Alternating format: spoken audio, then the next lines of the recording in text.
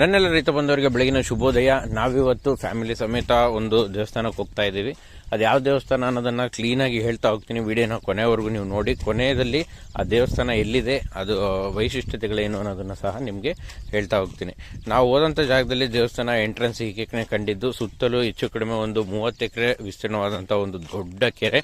ಅದರಲ್ಲಿ ಈಗಲೂ ಸಹ ಬೇಸಿಗೆಯಲ್ಲೂ ಆದರೂ ಸಹ ನೀರು ತುಂಬಿ ತುಳುಕ್ತಾನೆ ಇತ್ತು. ಅದರಿಂದ ಹಾಗೆ ಕೆಳಗೆ ನೋಡ್ತಿದ್ದಾಗೆ ನೀವು ಈಗ ಕಣ್ಣಾರೆ ನೋಡ್ತಿರುವಂಥ ಒಂದು ಅದ್ಭುತವಾದ ದೇವಸ್ಥಾನ. ಅದು ಈ ಕಾಲದಲ್ಲಿ ಫುಲ್ ಸ್ಟೋನ್ನ ಬಳಸಿ ಕಟ್ತಾ ಇದ್ದಾರೆ. ಯಾವುದೇ ಥರ ಸಿಮೆಂಟ್ ಆಗಲಿ, ಕಾಂಕ್ರೀಟ್ ಆಗಲಿ, ಇಟ್ಟಿಗೆಗಳನ್ನಾಗಲಿ ಬಳಸ್ತಾ ಇಲ್ಲ.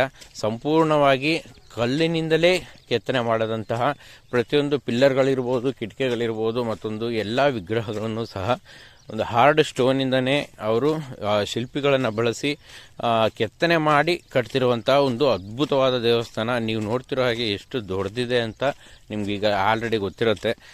ಇದು ಎಲ್ಲಿದೆ ಅನ್ನೋದನ್ನು ವಿಡಿಯೋ ಕೊನೆಯಲ್ಲಿ ಹೇಳ್ತೀನಿ. ಈಗ ಹೇಳಿದ್ರೆ ನೀವು ಖಂಡಿತವಾಗ್ಲೂ ಸ್ಕಿಪ್ ಮಾಡ್ತೀರಾ ಅನ್ನೋ ಒಂದು ಕಾನ್ಫಿಡೆನ್ಸಲ್ಲಿ ನಾನು ಹೇಳ್ತಾ ಇಲ್ಲ.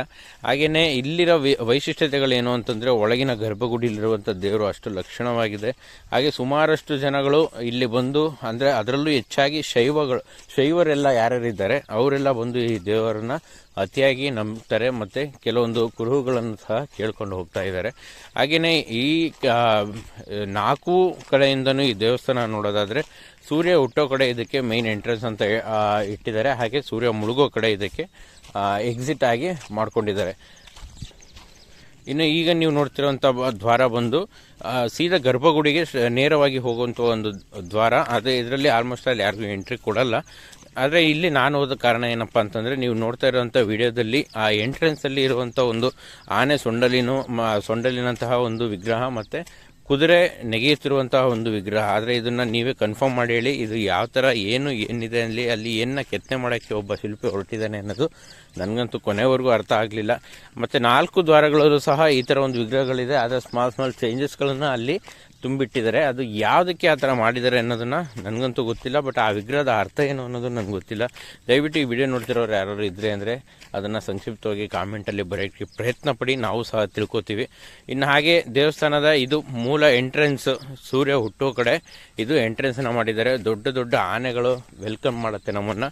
ಹಾಗೆಯೇ ಆನೆಗಳು ವೆಲ್ಕಮ್ ಮಾಡ್ತಿದ್ದಾಗೇ ಸೀದಾ ಹೋದರೆ ರೈಟ್ ಸೈಡಲ್ಲಿ ನಮಗೆ ಹ್ಯಾಂಡ್ ವಾಶ್ಗೆ ಮತ್ತು ಕಾಲುಗಳನ್ನೆಲ್ಲ ತೊಳ್ಕೊಳ್ಳೋಕ್ಕೆಲ್ಲ ವ್ಯವಸ್ಥೆಗಳನ್ನು ಅಚ್ಚುಕಟ್ಟಾಗಿ ಮಾಡಿದ್ದಾರೆ. ಅದನ್ನೆಲ್ಲ ಕ್ಲಿಯರಾಗಿ ಮಾಡಿಕೊಂಡು ಸೀದಾ ನಾವು ಹೋದ್ವಿ ಅಂತಂದರೆ ನಮ್ಮ ದೇವಸ್ಥಾನದ ಒಂದು ಸ್ತಂಭ ಸಿಗುತ್ತೆ ನಮಗೆ. ಆ ದೇವಸ್ಥಾನದ ಸ್ತಂಭನೇ ಅದ್ಭುತವಾದ ಕೆತ್ತನೆ. ಅದನ್ನು ಸಹ ಸಂಪೂರ್ಣವಾಗಿ ಕಲ್ಲಿನಿಂದನೇ ಕೆತ್ತಿ ನಿಲ್ಲಿಸಿರುವಂಥದ್ದು. ಆದರೆ ಇಲ್ಲಿ ಪುರಾತನ ಕಾಲದಲ್ಲಿ ಕಟ್ಟಿಸಿದಂಥ ದೇವಸ್ಥಾನಗಳ ಥರ ಯಾವುದೇ ಆನೆಗಳನ್ನು ಆ ಥರ ಎಲ್ಲ ಬಳಸಿ ಯೂಸ್ ಮಾಡಿಲ್ಲ. ಸಂಪೂರ್ಣವಾಗಿ ಕ್ರೈನ್ಗಳನ್ನೇ ಬಳಸಿದ್ದಾರೆ. ಇನ್ನು ನಿಮ್ಗೆ ಈಗ ತೋರಿಸ್ತಾ ಇರೋದು ದೇವಸ್ಥಾನದ ಗರ್ಭಗುಡಿಯ ಹೊರಗಡೆ ಇರುವಂಥ ಕಾರಿಡಾರ್.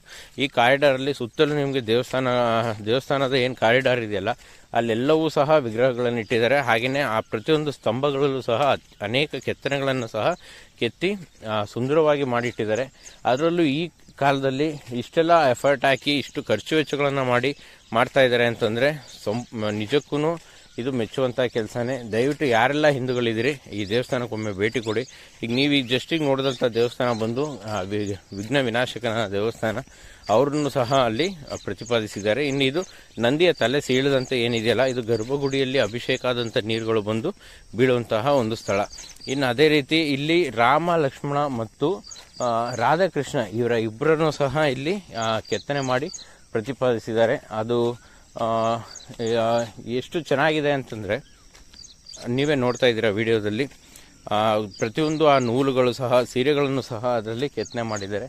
ಇದರಲ್ಲಿ ನಾನು ವಿಡಿಯೋದಲ್ಲಿ ನಿಮಗೆ ಹೇಳಿ ಅರ್ಥ ಮಾಡಿಸೋದಕ್ಕಿಂತನೂ ಲೈವ್ ಆಗಿ ನೀವು ಹೋದ್ರೆ ಅಂತಂದರೆ ನಿಜವಾಗ್ಲೂ ನೀವು ಖುಷಿ ಪಡ್ತೀರಾ, ಎಂಜಾಯ್ ಮಾಡ್ತೀರಾ. ಏಕೆಂತಂದರೆ ಅಷ್ಟು ಚೆನ್ನಾಗಿದೆ ಅಲ್ಲಿನ ಇನ್ಫ್ರಾಸ್ಟ್ರಕ್ಚರು. ನೀವು ಮಿಸ್ ಮಾಡದೆ ದಯವಿಟ್ಟು ಒಮ್ಮೆ ಹೋಗಿ ಅಲ್ಲಿಗೆ ಬರೋವಂಥದ್ದು ಸೂಕ್ತ.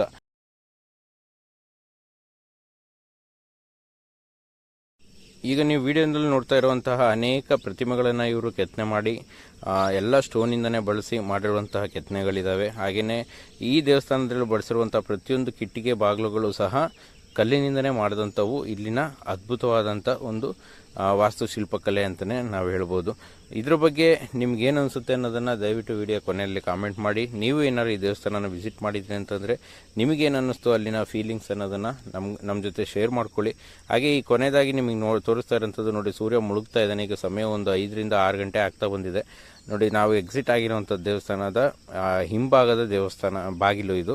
ಇಲ್ಲೂ ಸಹ ಒಂದು ಕೆತ್ತನೆ ಮಾಡಿದ್ದಾರೆ, ಕುದುರೆ ಮತ್ತು ಆನೆ ಅಂತ ಹೇಳಿದ್ನಲ್ಲ ನೋಡಿ. ನಿಮಗೆ ಒಂದು ಲೇಡಿ ಕುದುರೆನ ಓಡಿಸ್ತಾ ಇದ್ದಾರೆ ಅನಿಸುತ್ತೆ, ಆದರೆ ಕುದುರೆಗೆ ಆನೆ ಸೊಳ್ಳನ್ನು ತಂದು ಕೂರಿಸಿದ್ದಾರೆ. ಇದು ಯಾವ ರೀತಿ ನಾವು ಅರ್ಥ ಮಾಡ್ಕೋಬೇಕು ಅನ್ನೋದು ನಮಗಂತೂ ಗೊತ್ತಿಲ್ಲ. ನಿಮಗೆ ತಿಳಿಯಿತು ಅಂದರೆ ದಯವಿಟ್ಟು ನಮ್ಮ ಜೊತೆ ವಿಡಿಯೋದಲ್ಲಿ ಸ್ಟಾರ್ಟಿಂಗ್ ಹೇಳಿದಾಗೆ ಇದು ಸಿಂಗಡಕೆರೆಯಲ್ಲಿರುವಂತಹ ದೇವಸ್ಥಾನ. ದಯವಿಟ್ಟು ನೀವು ಒಮ್ಮೆ ಭೇಟಿ ಕೊಡಿ.